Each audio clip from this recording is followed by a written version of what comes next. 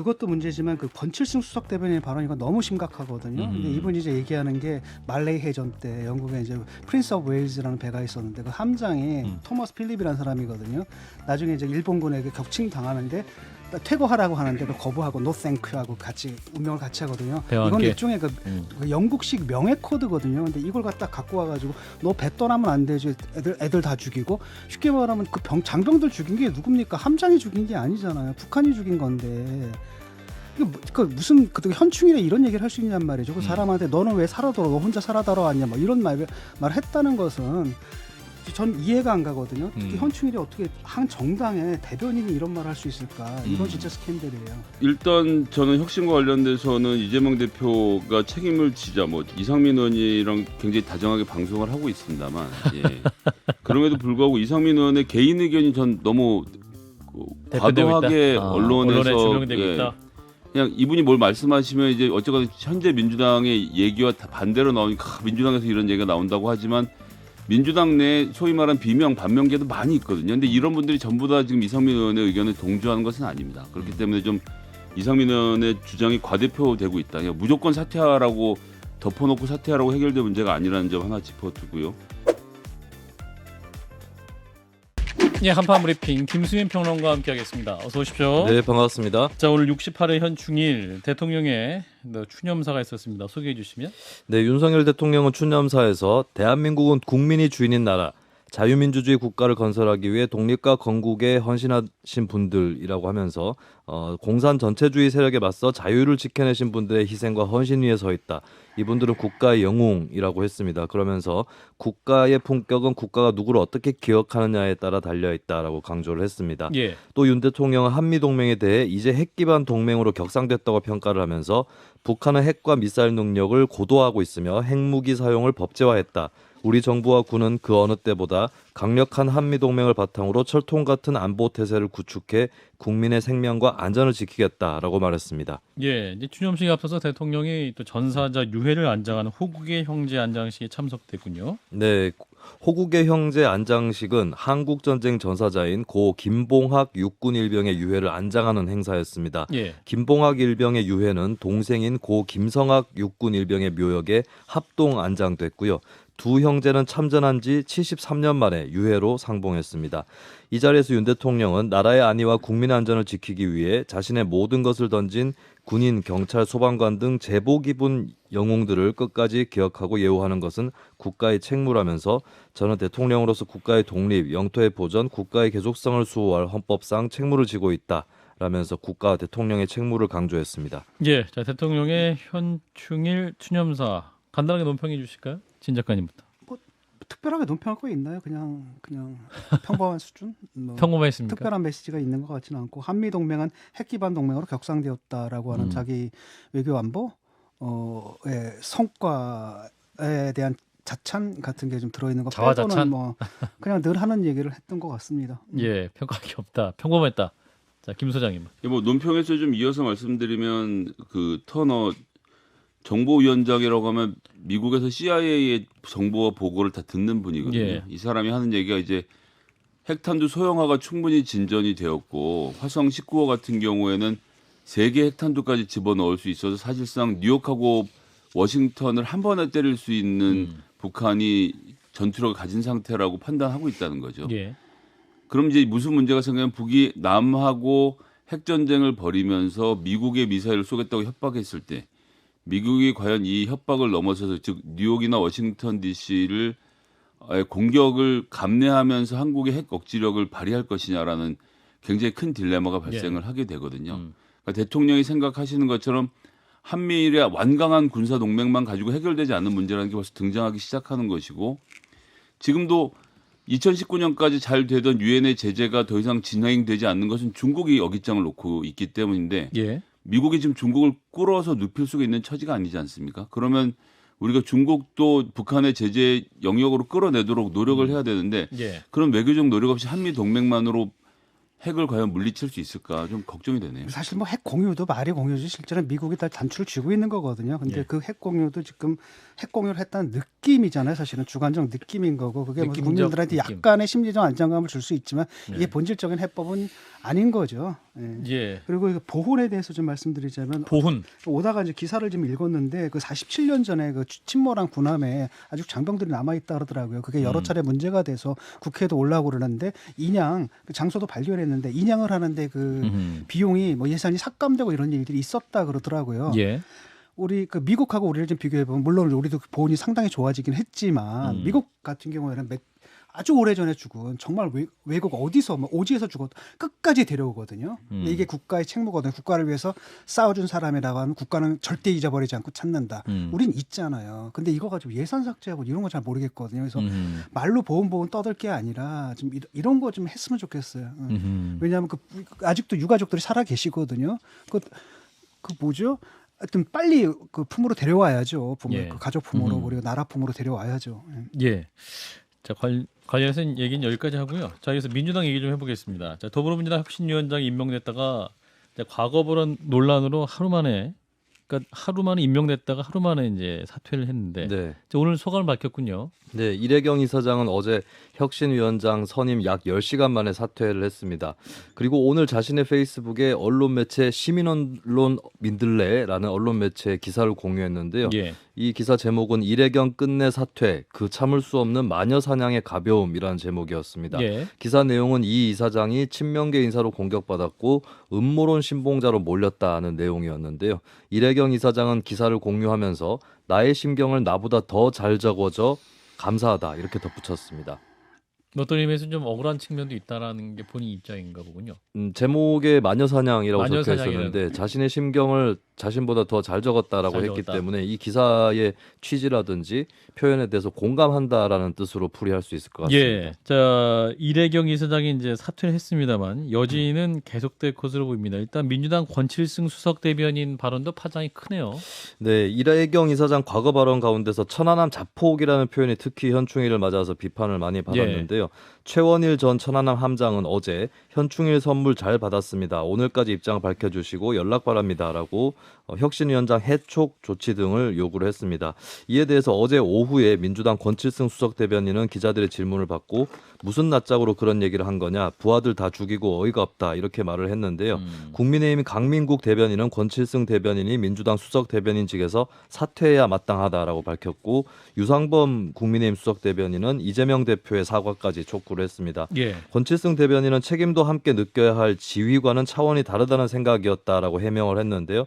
최원일 전 함장은 법적 대응을 예고하고 있습니다. 그리고 오늘 현충일 추념식에 최원일 전 함장이 민주당 이재명 대표를 찾아가 직접 항의를 했는데요. 한 참석자가 증언을 하기를 이제 최 전 함장이 이 대표에게 5분 정도 얘기를 전했고 이 대표는 가끔 고개를 끄덕끄덕하면서 거의 듣기만 했다라고 그렇게 전했습니다. 또 이 대표에 이어서 박광원 원내대표하고도 최 전 함장이 대화를 나눴는데요. 예. 최 전 함장은 이들 민주당 지도부에게 우리는 전국 팔도에서 모여서 대한민국을 지켰지 특정 정당이나 지역을 지켰던 군인들이 아니다. 왜 우리에게 그러시느냐 이런 취지로 말한 것으로 알려졌습니다. 예, 또 오늘 또 민주당 내에서도 이재명 대표 책임론 그러니까 혁신위원장 선임의 최종 책임은 대표에게 있는 것이기 때문에 사퇴해야 된다 이런 요구까지 나오고 있군요. 네, 민주당 이상민 의원은 CBS 라디오 김현정의 뉴스쇼에 출연해서 이래경 이사장 사퇴에 대해 이재명 대표 체제의 본질적인 결함이다. 이 대표가 하루라도 빨리 사퇴해야 한다라고 주장했습니다. 예. 이상민 의원은 혁신위원장 인선을 공론화도 없고 검증도 제대로 안 된 상태라고 지적을 하면서 지도부의 늑장 대응, 부적절한 대응이라고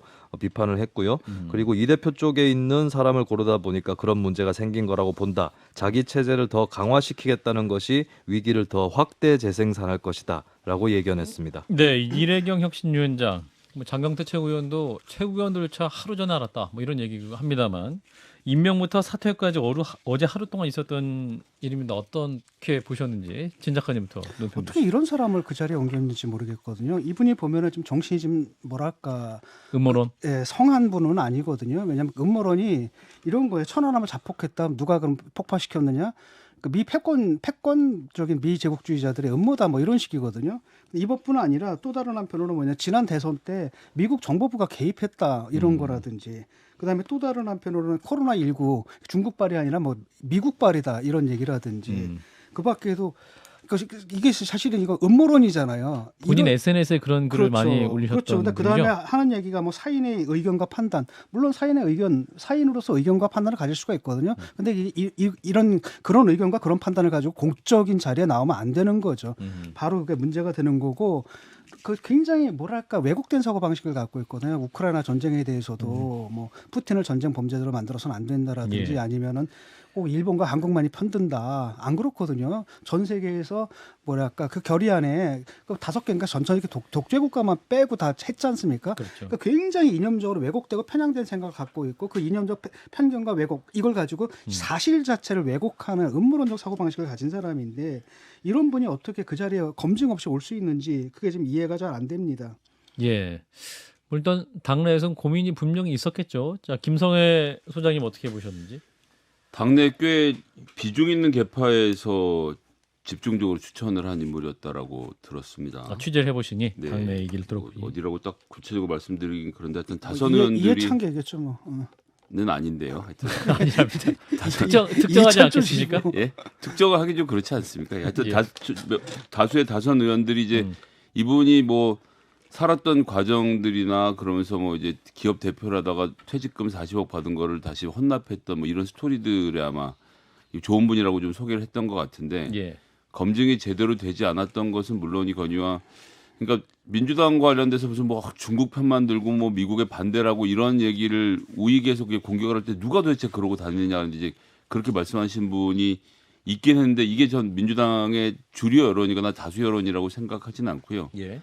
어쨌든 본인의 생각을 빨리 접고 사퇴하셨으니까 예, 그런 정도로 좀 마무리가 됐으면 좋겠습니다. 사람을 찾다 못 찾은 것 같아요. 그래서 그냥 한쪽에서 그냥 꽂아주니까 그냥 받아들이고 일단 밑에부터 원래는 이제 후보군을 해놓고서 예. 딱그 필터링을 하잖아요. 쭉 스캐닝을 쭉 한 다음에 이렇게 가야 되는데 그게 아니라 해놓고서 하다 보니까 펑크가 팍 나버린 거죠. 예. 전권혁신위의 위원장 자리이기 때문에 굉장히 뭐 또 좋은 자리일 수 있지만 되게 어려운 자리이기 때문에 많이 고사를 했다는 또 소문도 있습니다. 김수인 평론가는 이번 논란 어떻게 될까요? 당내 내용은 좀 더 커지는 모양새이기도 한데. 네, 일단은 이제 비명계 입장에서는 처음에 혁신위의 정권을 맡긴다, 또 외부 인사에게 위원장을 맡긴다 이런 예. 부분들이 좀 스스로의 뜻이 관철됐다라고 여겼을 텐데 예. 이제 이래경 이사장 논란 때문에 그것이 더 이제 크게 반발 일어날 수밖에 없을 것이고 지금 당장에 이제 난항으로 알려지고 있는 것은 그러면 후임을 누구로 할 거냐, 심지어는 전현희 국민권익위원장 이런까지도 거론이 될 혁신위원장에? 정도로 아하. 예, 그래서 좀 그렇게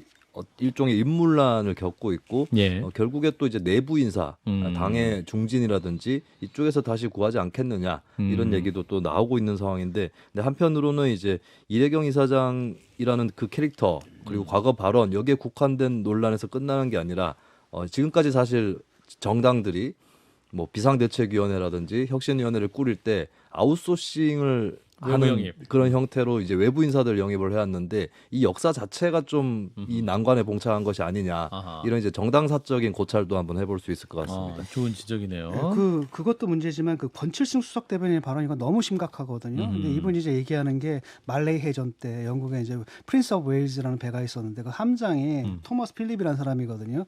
나중에 이제 일본군에게 격침 당하는데 퇴거하라고 하는데 그걸 거부하고 노 땡큐 하고 같이 운명을 같이 하거든요. 배와 이건 함께? 일종의 그 영국식 명예 코드거든요. 근데 이걸 갖다 갖고 와가지고 너 배 떠나면 안 되지. 애들 다 죽이고 쉽게 말하면 그 장병들 죽인 게 누굽니까? 함장이 죽인 게 아니잖아요. 북한이 죽인 건데. 그 무슨 그 현충일에 이런 얘기를 할 수 있냔 말이죠. 그 사람한테 너는 왜 살아돌아? 너 혼자 살아돌아 왔냐? 뭐 이런 말을 했다는 것은 전 이해가 안 가거든요. 특히 현충일에 어떻게 한 정당의 대변인이 이런 말을 할 수 있을까? 이건 진짜 스캔들이에요. 네, 김 소장님. 그 이제 천안함 생존자들의 트라우마 치료를 담당했던 김승석 교수가 그런 말을 했죠. 진보는 외면했고 보수는 이용했다. 뭐 저는 그 말이 맞는 말이라고 생각합니다. 천안함의 이 폭침과 관련돼서 초반에 이제 있던 논란들 때문에 그로 인해서 희생됐던 장병들에 대해서 우리가 좀 너무 멀리했던 것이 문제가 있었다라고 생각하고요. 이제 과정을 다시 되짚어 보면 그 당시 이제 북한군의 동향이 수상하다는 점이 포착이 됐거든요. 예. 근데 문제는 군 지휘부가 이러한 사실을 예하부대로 알리질 않았습니다. 그래서 작전에 나갔던 천안함이 이제 불의의 일격을 당하게 된 것인데 그렇다라고 하면 이건 군 지휘부의 잘못인 거지 그 당시에 배를 몰았던 천안함 함장의 물을 잘못은 아니었고 그 배를 지키고 나라를 지키려고 싸웠던 우리들의 용사들은 그들의 업적을 그대로 평가를 해줘야 되는데 마치 무슨 작전에 실패한 패잔병 마냥 취급하는 태도도 저는 있어서 안 된다라고 생각해서요. 이번 기회에 민주당에서 이런 발언은 더 이상 나오지 않았으면 좋겠습니다. 본인의 어떤 거취에 대해서 추가적으로 나온 얘기는 없는 거죠? 권칠중 대변인에 대해서 네, 당에서도. 그렇습니다. 현재 권칠승 수석 대변인 관련해서는 뭐 특별한 나온 얘기가 게 없고. 나오진 않습니다. 이게 자, 당의 예. 정체성을 의심하게 만들거든요. 이게 지금 대변인이 그런 발언했다면은 계속 북한 얘기를 안 하잖아요. 지금 그다음 내부의 문제고 이렇게 되니까 계속 그 보수 측에서 의심을 하는 거거든요. 도대체 예. 저 사람들 왜 저러냐. 제가 봐도 분명히 편향이 있거든요. 예. 이거는 제가 그냥 놔둬서는 안 될 것 같아요. 조치가 있어야 됩니다. 이재명 대표 책임론 얘기가 나오는데 간단하게 좀 말씀 주시면. 이거는 할 수 없습니다. 혁신이 저거 안 꾸려질 겁니다. 예. 왜냐하면 딜레마예요. 이게 자기 모순이거든요. 이재명 대표가 대표로 있는 한 혁신이 될 수가 없거든요. 그런데 혁신을 해야 되는 거예요. 안 되는 혁신을 해야 되는 이런 상황이거든요. 그러니까 꾸려지지도 않는 거고. 그런 상황입니다 지금. 그러니까 대표 체제에서는 이건 그 이상민 의원의 말이 맞아. 이재명 체제의 본질적 결함입니다. 이건. 결국 사퇴 이재명 대표 사퇴만이 그렇죠. 혁신으로 이어질 수 사퇴 있는. 아니면 완전히 정말로 내려놓고 전권을 딴 분한테 주든지. 근데 그 데려갔다 놓는 사람도 뭐 자기 본인은 또 뭐 아니라 그러지만 실제로 뭐라고 했습니까? 이재명은 알면 알수록 유식하고 윤석열은 알면 무식하고 이재명 까면 갈수록 깨끗하고 윤석열은 까면 갈수록 더럽다. 그러니까 이런 식으로 모든 국민들이 참 납득하기 힘든 이런 사고방식을 가진 누가 봐도 강성 친명 발언을 한 사람 아닙니까? 이런 사람을 앉혀놓으니까 혁신이 되겠냐라는 거죠. 김 소장님. 일단 저는 혁신과 관련돼서는 이재명 대표가 책임을 지자 뭐 이상민 의원이랑 굉장히 다정하게 방송을 하고 있습니다만 그럼에도 불구하고 이상민 의원의 개인 의견이 전 너무 과도하게 언론에 조명되고 있다. 그냥 이분이 뭘 말씀하시면 이제 어쨌거나 현재 민주당의 얘기와 다 반대로 나오니까 민주당에서 이런 얘기가 나온다고 하지만 민주당 내 소위 말하는 비명 반명계도 많이 있거든요. 근데 이런 분들이 전부 다 지금 이상민 의원의 의견에 동조하는 것은 아닙니다. 그렇기 때문에 좀 이상민 의원의 주장이 과대표되고 있다. 그냥 무조건 사퇴하라고 덮어놓고 사퇴하라고 해결될 문제가 아니라는 점 하나 짚어두고요. 혁신이라는 게 사실 이제 다른 말로 하면 칼질이잖아요. 네. 사실 당대표가 안 하면 제일 좋죠. 근데 지금 민주당 내에는 한 40개가 넘는 혁신안 다 준비가 돼 있습니다. 어디까지 할 것인지 결단에 대한 문제인데 혁신을 만들기 어렵다고 한다면 현 당 지도부가 본인의 팔을 자르는 심정으로 혁신안을 직접 추진하는 것. 지금 당원들이 굉장히 바라고 있는 바이기 때문에 이재명 대표가 당원들을 믿고 한번 혁신안을 추진하고 그러는 과정에서 의원들로부터 저항받고 배척당한다고 하면 정치인으로서는 크게 살 수 있는 길이라고 생각하기 때문에 과감하게 해봤으면 좋겠습니다. 그 혁신 안에 담겨 있는 게 국민들이 바라는 그 혁신이 아니거든요. 혁신의 핵심은 바로 인적 청산이에요. 당대표, 사법 리스크인 당대표, 그를 갖다 옹호해서 친명계, 강성들, 그다음에 강성 지지층들. 이게 민주당 위기의 본질인데 이걸 건드리지 못하는 혁신안 해봤자 문이죠. 네, 여기까지. 자, 민주당 전당대회 돈봉투 의혹을 받고 있는 송영길 전 대표. 다시 한번 또 검찰에 자진 출석하겠다라는 얘기를 하고 있네요. 네, 내일 7일입니다. 오전 9시 반쯤에 송 전 대표가 서울중앙지검에 자진 출석하는 방안을 검토를 하고 있다라고 전해졌고요. 예. 송 전 대표는 한 달 전쯤에 검찰에 자진 출석을 했다가 거부당해서 기자회견을 갖고 돌아온 적이 있습니다. 이에 대해서 이제 다시 시도를 하는 것인데 어제 검찰에 출석 일정을 통보했고요. 예. 검찰 측은 조사 일정을 협의한 사실이 없다면서 순차적으로 조사하는 중이다라고 설명을 했습니다. 송 전 대표 측 변호인은 송 전 대표가 자진 출석해서 면담 요청을 하고 면담이 불발되면 즉석에서 기자회견을 하고 1인 시위를 하겠다 이렇게 예고를 했습니다. 예, 자 송영길 전 대표의 자진 출석 의사, 이게 이런 상황 어떻게 보시는지 진작한 멘트 논평 주시고. 또 한 번 쇼를 하는 거죠. 또한번 일단 쇼다. 구속영장 신청이 될 것에 대비해가지고 내가 도주 우려가 없다. 두 번이나 자진 출석했다라는 것을 이제 보여주기 시작한 거고. 예. 제가 볼 때는 윤관석하고 이성만 이게 과연 이제 구속 수사가 필요한지는 잘 모르겠습니다. 이 사안 자체가 이게 액수가 큰 것도 아니고. 예. 그런 측면이긴 하지만 일단은 검찰에서 이 두 의원에 대해서 구속영장 신청해놓고 지금 국회에 걸려 있는 거 아니겠습니까? 예. 표결이 되고 만약에 구속이 된다면 아마도 송영길 대표한테 가는 이제 길이 열리는 건데 아마 그것 때문일 겁니다. 그 검찰에서도 이 두 사람 굳이 이제 그 구속시키려고 하는 게 핵심 결국 송영길 대표잖아요. 가장 큰 수혜자니까 그쪽으로 가는 그 진술 같은 걸 확보하기 위해서 그 신병을 갖다 확보하려 하는 것 같고 송영길 대표가 그걸 아는 거죠. 그렇다면 그 다음에 순서는 뭐야? 내가 또 나한테 구속영장이 신청될 것이고 라고 했을 때 법원에서 기각하도록 나는 도저히 우려가 없다. 2번이나 자진 출석하지 않았느냐. 그런 알리바이를 만드는 행동이라고 봅니다. 김 소장님. 지금 검찰이 좀 지나치게 수사를 하고 있다는 생각을 지우기가 어렵습니다. 방금 예. 말씀하셨던 대로 이제 이성만 의원에 대해서 구속영장 청구가 됐는데 영장 청구 내용이 정말 어처구니가 없더군요. 검찰이 이성만 의원을 불러다 조사를 하고 조사하는 과정에서 증거를 보여줬는데 법원 영장에다가 우리가 증거를 보여줬는데 이 사람이 이 증거를 나가서 떠들 위험이 있기 때문에 구속을 해야 된다라고 말을 했더라고요.